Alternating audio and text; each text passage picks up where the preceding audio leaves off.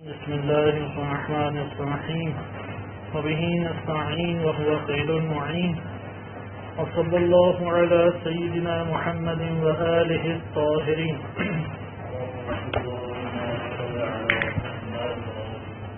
ہمارے پاس بدایت الحکمہ میں ماہیت کی بحث چل رہی تھی، جس میں آپ کی خدمت میں فصل ثالث میں ذکر کیا گیا. فصل ثالث میں یہ بات جاننی ہے، مفہوم میں ہے.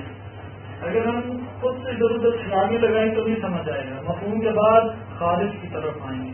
صحیح ہے، اس لیے مفہوم کو اچھی طرح حل کرنے خارج حل ہوگا. اور یہ فہم کی دنیا ہے. فہم کی زبان ہوتی ہے برہانی زبان، یعنی ہے یہ حکمت مطالعہ، لیکن حکمت مطالعہ مجموعہ ہے قرآن، برہان اور عرفان کا.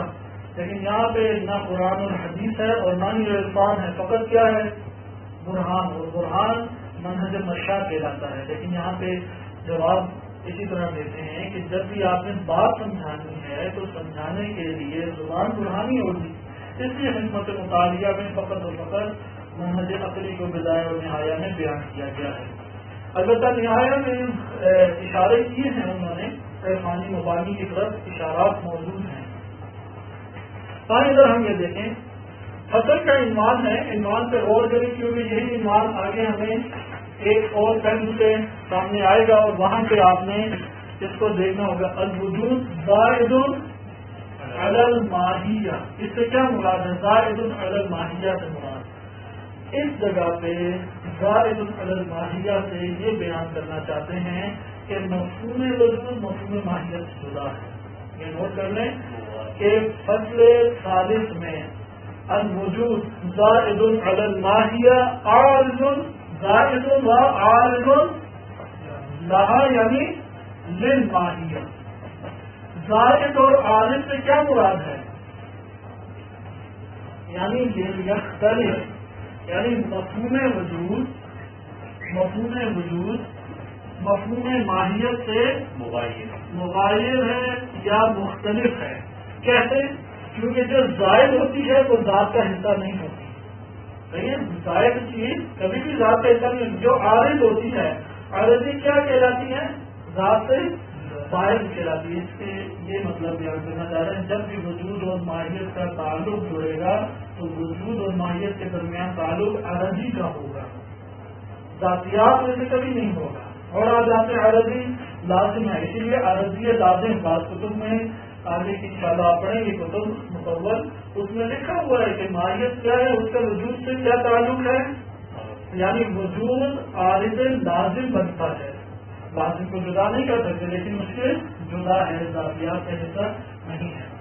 سوال یہاں پر، کیونکہ یہاں پہ ماہیت کے اندر مراد بمعنی اخذ کیا تھا. کل ہم نے ماہیت کے 3 معنی مد نظر رکھے تھے. 2 ہمارے پاس اصطلاحات آتی ہیں، لیکن 2 اصطلاح 3 حصوں میں تقسیم ہوتی ہے.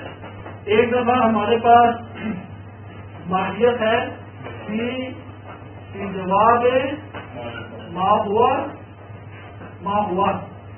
اس جگہ پہ 2 ہمارے پاس ستون ہیں، انشاءاللہ یہ حل ہو جائے گا. اس کو کہتے ہیں ماہیت اخذ. ماہیت بمعنی اخذ کی جواب ما یقع اور کی جواب ما یقع اور کی جواب ما ہوا. یہاں پہ وقوع اور قابلیت حمل بس ابھی اتنا نوٹ کر لیں. اس سے یہ ماہیت وجود میں آتی ہے. ہمیں کیسے پتہ لگے گا ماہیت بمعنی اخذ؟ یہ 2 چیزیں ہیں. وقوع یعنی وقوع سے کیا مراد ہے؟ وہی ما یقع اور کی جواب ما ہوا. اور دوسرا کیا ہے؟ قابلیت حمل پائی جائے. قابلیت حمل نہایہ کے درجے کا نقطہ ہے کہ ادھر اس کی تشریح آتی ہے. بدایہ کی جگہ پہ کیا ہمارے پاس آتی ہے؟ باہر وقوع کی بحث آتی ہے. ہمیں تو رک جاتے ہیں بدایہ کے مرحلے میں، کیونکہ ہم نے کل دیکھا وقوع کی جہت سے ہم نے ماہیت کو جدا پایا. ما یقع فی جواب ما ہوا، وہ کیا ہے؟ جو ما ہوا کے جواب میں واقع ہو رہا ہے، وقوع ہو رہا ہے، وہ ماہیت ہے. اسی طریقے سے جس میں قابلیت حمل پائی جاتی ہے اس کو ماہیت سے تعبیر کیا گیا کہ انشاءاللہ تعالیٰ آپ آگے سمجھیں گے. دوسرا ہمارے پاس عام ہے، لیکن عام کو 2 حصوں میں دیکھتے ہیں. ایک دفعہ ہے شیعیت مفہومی، اس کو عرفان میں کہتے ہیں شیعیت ثبوتی. اور دوسرا ہمارے پاس معنی آتا ہے جس کو یہاں پہ فصل رابع میں ذکر کیا گیا اور انشاءاللہ پڑھیں گے. ماں بہی یتحقق الشیء، یا اس طرح سے کہہ دیں کہ ماں بہی الشیء ہوا، یعنی کہہ دیں الشیء بہا ہوا. ایک چیز تعبیرات ہیں. اس سے کیا مراد ہے؟ شیعیت مفہومی سے، یعنی وہ معنی کلی جو کلیت سے انکار نہ کرے. یہ بھی نہایا کے درجے کا نقطہ ہے کہ اس میں آئے گا. ہر وہ مفہوم کلی جو یہ قبول کرتا ہے کہ میں کلی ہو جاؤں. صحیح ہے؟ مفہوم جو کہ کلی ہونے سے انکار نہیں کرتا. آپ مجھے بتائیں جو باہر مصادیق خارجیاں ہیں، یہ جو خارج میں وجودات ہیں، انہیں کلی کہا جا سکتا ہے؟ کیوں؟ نہیں، خارج میں جو چیزیں ہیں انہیں کلی نہیں کہا جا سکتا. کیوں؟ کیونکہ کلی جزوی مفہوم کی صفت ہے. یہ منطق کے مسئلے میں گزر چکا ہے. کلی جزوی کس کی صفت ہے؟ خارج میں کبھی کلی ہوگا، کبھی بھی نہیں ہوگا. مصادیق ہوں گے، مصداق ہوں گے. کلی والا سے کچھ ہو سکتا ہے؟ نہیں. بس یہاں بھی یہی ہے کہ معنی کلی جو کلیت سے انکار نہ کرے. اس کا مطلب ہے جو کلیت کے دائرے میں جو کلی نہ ہو سکے وہ ماہیت کہلائے گا. ادھر انہوں نے کس کو کہا جو بھی مفہوم کلی ہو سکتا ہے اس کو انہوں نے کیا نام دے دیا؟ ماہیت. اس طور پہ اس کے دائرے سے کون کون نکل گیا؟ جزوی. اور کون نکل گیا؟ وجودات خارجی. یہ لکھ لیں، جزوی اور وجودات خارجی. اچھا، مفہوم وجود اس طور پہ اس دائرے میں آ گیا یا نہیں آیا؟ مفہوم وجود آ گیا نا اس دائرے میں. اس لیے اس کو کہتے ہیں ماہیت بمعنی اعم میں.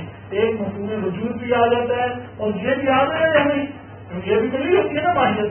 بس مفاہیم ماہویہ و مفاہیم غیر ماہویہ لیکن کلی ہیں، یہ دونوں اس کے مطابق بن جاتے ہیں. اگر آپ کے ماہیت بمعنی عام لیکن شیعی جیسے مفہومیہ کے طور پہ یا عرفان میں شیعی یا پھر ثبوتیہ کے طور پہ. آج ایک ہی جگہ پہ ماں تحق کا کوئی شہید، یعنی اس سے مراد بازات خود شہید. بازات خود شہید. دیکھو بازات خود شہید سے کیا مراد ہے؟ یعنی ماہیت سے مراد کیا ہے خود ذات شہید. صحیح. اگر ہم یہ معنی لے لیں جو ہمارے ذہن میں مفہوم انسان ہے، ذات انسان یا مفہوم ذات انسان، اسے ماہیت کہا جا سکے گا. اس ضابطے کے تحت مفہوم انسان ذات مفہوم انسان. اچھا، اسی طریقے سے اس ضابطے کے تحت بذات خود مفہوم ذات وجود، مفہوم وجود، اس کی کوئی ماہیت کا اطلاق ہوگا یا نہیں ہوگا؟ اس ضابطے کے تحت ماہیت یعنی بذات خود شیء، خود شیء، خود تو ہے نا، خود وجود ہے، شیء ہے یا نہیں؟ خود شیء ہے. اس عنوان سے کر لیں جو خارج میں اشیاء ہیں بذات خود وہ اشیاء موجود ہیں یا نہیں ہیں. اس کا یہ مطلب ہوا کہ اس کا اطلاق مفہوم پہ بھی ہوتا ہے اور خارج میں موجودات پہ بھی ہوتا ہے. آشکار میں یہ بات ان دو میں یہ دو مختص ہو گئی. پہلی ہو گئی ماہیت بمعنی اخذی ہمیشہ کلی ہوتی ہے، یہ ذہن میں ہوگی. اس طور پہ بھی ہم نے دیکھا کہ جو کلیت سے انکار نہ کرے، یہ بھی کہاں ہوگی؟ عام ہے نا لیکن مقام ذہن میں. اور اس کے مورد سے اور اس کے ان دونوں کے مورد سے جزوی بھی خارج ہے اور وجودات خارجیہ بھی کیا ہیں؟ خارج ہیں. لیکن اس عام میں اگر ہم دیکھیں یہ سارے کے سارے آ جاتے ہیں یا نہیں؟ بس یہ ماہیت پیمانہ عام ہوگی. اس کا تکرار فصل رابع کی ابتدا میں ایک دفعہ پھر کیا جائے گا تاکہ آپ کے ذہن میں بیٹھ جائے. اس مقام پہ خارج بھی شامل ہے. ان دو مقام پہ مفہوم کی بحث ہے فقط. اور ہم ابھی کہاں پہ کھڑے ہیں؟ جواب وقوع میں، وقوع کی جواب ہم اس جگہ سے زیادہ لیں. قابلیت ہم سے بھی ہم نے زیادہ لیا نہیں لیا. قابلیت ہم جو مشکل نہیں ہے. ابھی یہ جو 4 دلیلیں پیش کی جائیں گی اس کے ذہن میں حل ہو جائے گا اگر آپ نے دیکھا. آئے ہم دلیل کوئی کہے کہ یہ تو آپ نے کہہ دیا، کئی درس اس کے اوپر ہو چکے کہ مفہوم ماہیت سے جدا ہے. آپ نے ابھی فصل ثالث میں مفہوم کے دائرے میں رہنا اور فصل رابع میں آپ نے خارج میں آ جانا ہے. ہم نے یہ ثابت کیا کہ مفہوم ماہیت وہ مفہوم وجود وہ زائد ہے، عارض ہے، خارج ہے. اب مفہوم ماہیت، یہ مفہوم ماہیت کیا ہے؟ ما یقع فی جواب ما ہوا، یعنی ماہیت اخذ. دلیل ہمارے پاس 4 دلیلیں پیش کی ہیں. ادلہ، آپ ان کو بار بار ادلہ کو دیکھتے رہیں گے تو یہ یاد ہوگا. پہلی دلیل ہے تجرید العقل. یہ چھوٹے چھوٹے اشارے ہوتے ہیں، لکھ لیا کریں، یہ چارٹ بنائیں، کبھی مشکل پیش نہیں آئے گی کیونکہ پورا درس اسی کی مشتمل ہے. ایک درس کا حصہ کیا ہے؟ ایک درس کا حصہ ہے کہ یہ بتانا مفہوم وجود کیا ہے، مفہوم ماہیت کیا ہے، اور ان دونوں کا ایک دوسرے سے جدا ہے. دلیل اب آگے دلیل ہے تجوید عقل. دوسری دلیل ہے صحت سن. تیسری دلیل ہے ہم بدون واسطہ. اور چوتھی دلیل ہے نقیض وجود اور اس کی نقیض. یہ میں نے مختصر طور پہ لکھا ہے تاکہ آپ کے لیے یہ آپ نے فہم ہو جائے کہ 4 دلیلیں. کل میں آپ کی خدمت میں بیان کیا کہ 3 ہیں. 3 پہلی کو ہٹا کے کیونکہ وہ 3 آسان ہیں. ٹوٹل کتنی ہیں؟ 4. فصل ثالث میں 4 دلیلیں، فصل رابع میں 4 دلیلیں دی گئی ہیں. پہلی دلیل دیکھیں، تجرید العقل الماہیہ عن الوجود. ہم یہ عقلی طور پہ دیکھتے ہیں کہ ہم ماہیت کا تصور مفہوم وجود سے جدا طور پہ کر لیتے ہیں. ماہیت کا تصور وجود سے جدا کرتے ہیں. یہ والا نقطہ ہمیں نیچے کی دلیلوں سے زیادہ واضح ہوگا، اس لیے اس پہلی دلیل کو ابھی ترک کرتے ہیں تاکہ یہ بات ہمیں سمجھ آئے. اور پڑھیں گے اسے لیکن بعد میں.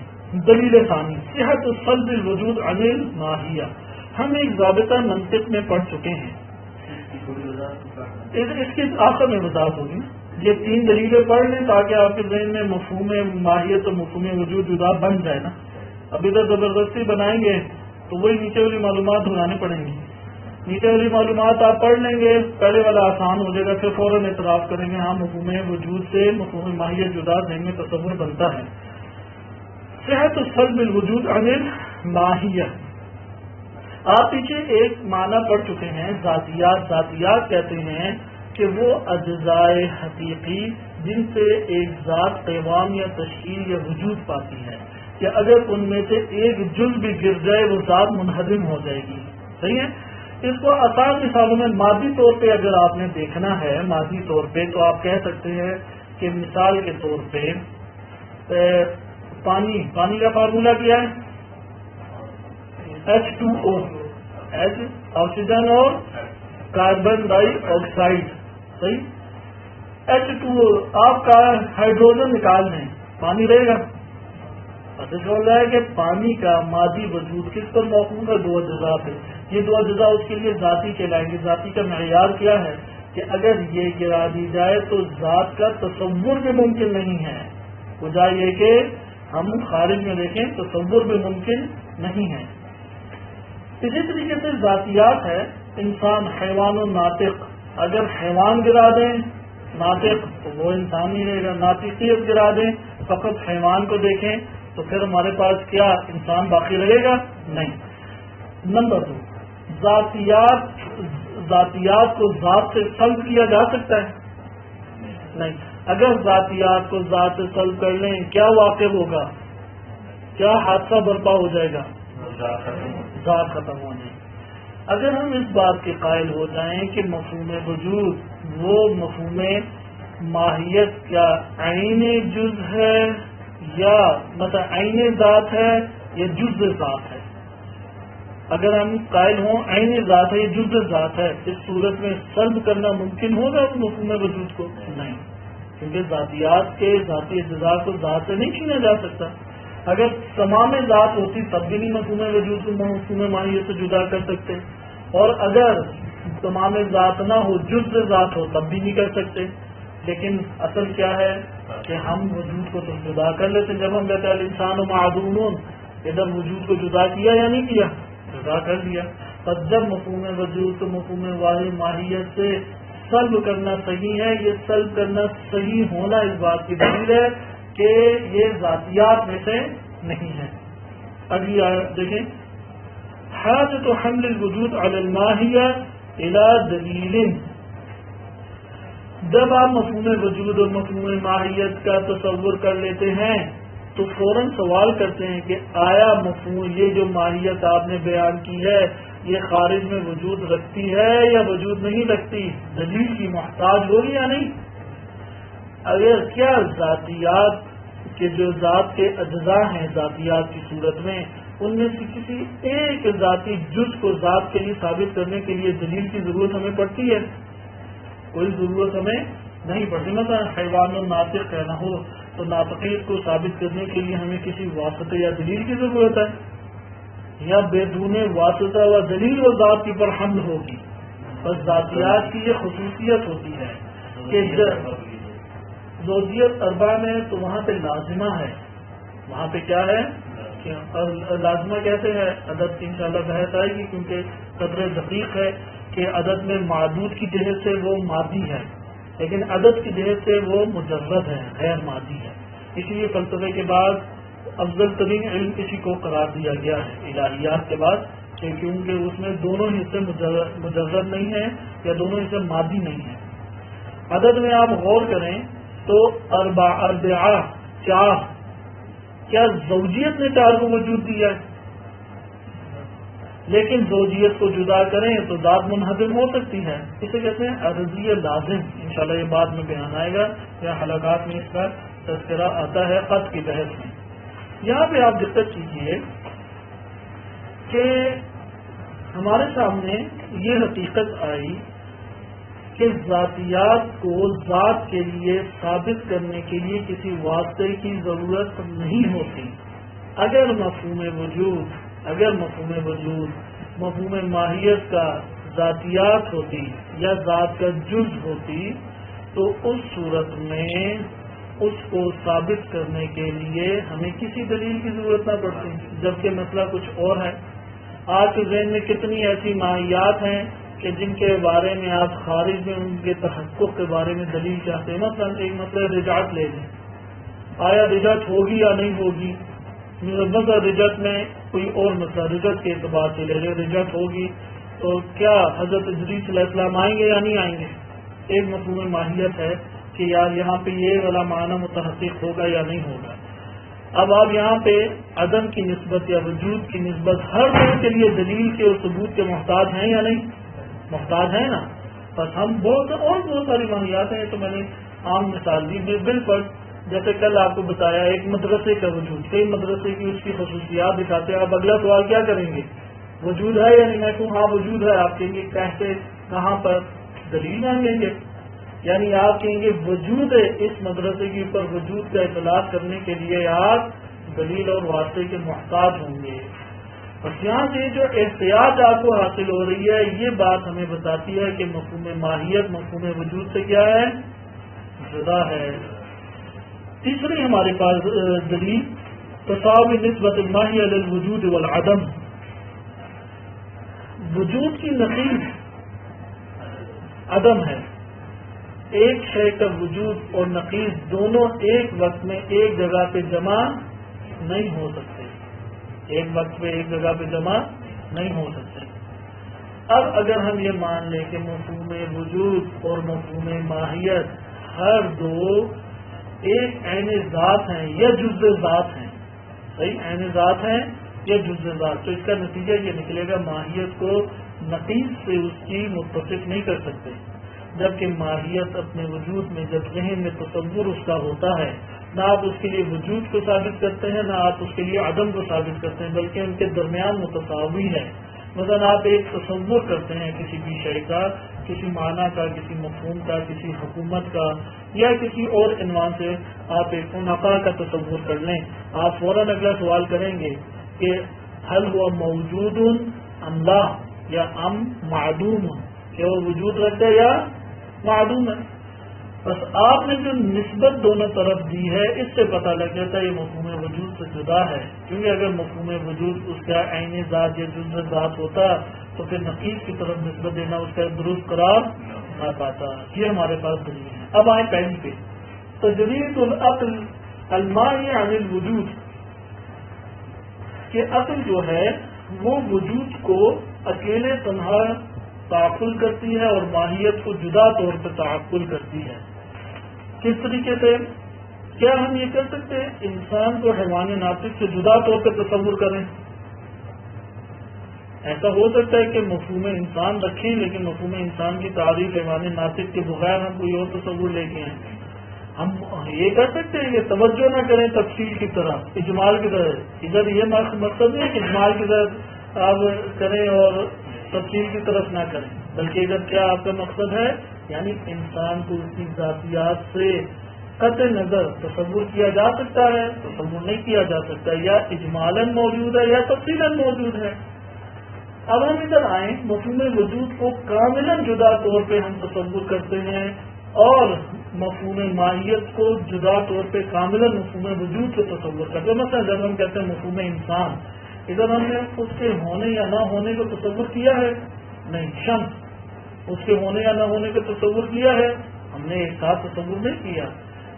آسان کیونکہ یہ والی بہت مانوس آپ کے لیے مثالیں ہیں، اس لیے جب بھی اس کا تصور آتا ہے تو وجود ان کا ذہن میں آپ یاد ہوتا ہے. آپ کوئی اور مثال لیں.